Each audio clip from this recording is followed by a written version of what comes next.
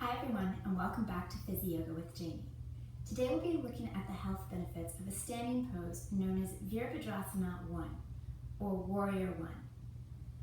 To come into this pose, you have a couple of options.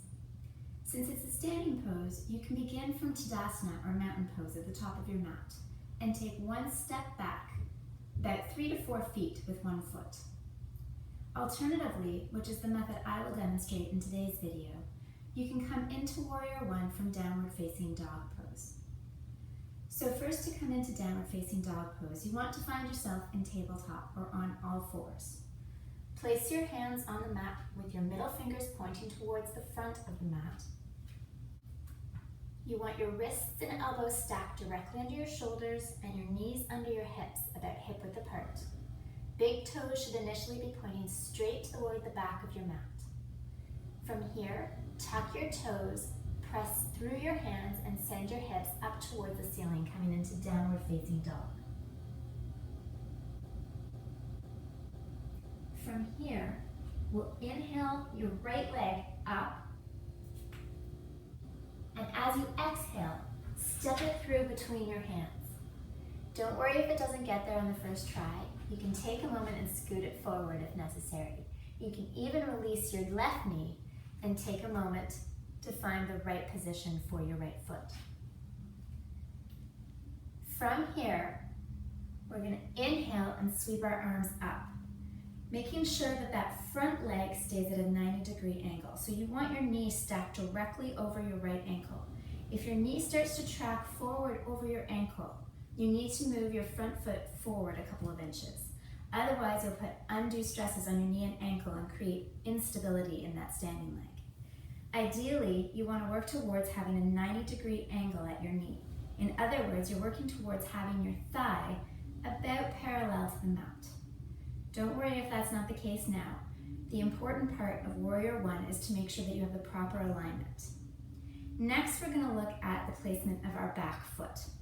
So in Warrior 1, you want to make sure that you have your hips facing the front of the room or the top of your mat. Ideally, your back foot should be at 45 degrees to your mat. So if you just take a moment to focus on my left foot, my back foot, ideally when you place that foot down, it should be at about a 45-degree angle. Your heels can initially start to line up one with one another, but this may cause your hips to start to rotate toward the side. This is not something we're looking for because, as you may notice, watch my front knee. As my hips rotate, so does my knee. And your knee is most vulnerable on the inside. So the important part of Warrior 1 is to make sure we do whatever is necessary in our body to keep that front knee stable. That means our hip bones need to be facing the front of the room. If that doesn't happen for you naturally with the placement of your foot at 45 degrees and your heels lined up, you have two options available to you. The first is that you can take a wider stance between your feet. So you bring your back leg out to the side. This creates a wider stance and may give you the range of motion necessary to get your hip bones forward. If this is still not comfortable or you still find that your hips are slightly out to the side, another alternative is to stay up on your toes with the back foot.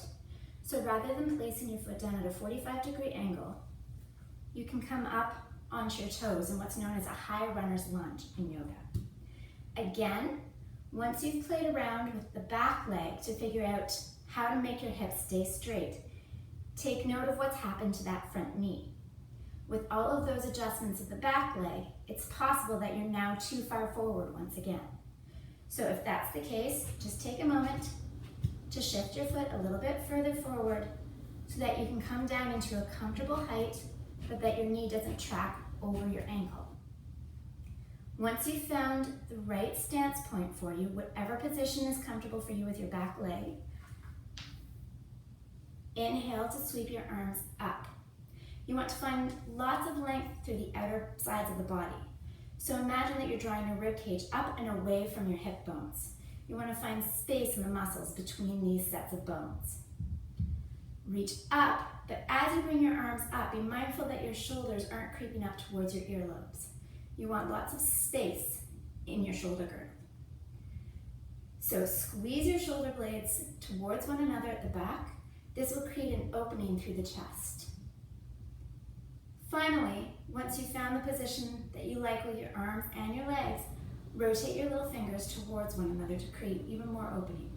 You can look up, make sure you relax the muscles in your face, which is most easily accomplished by smiling.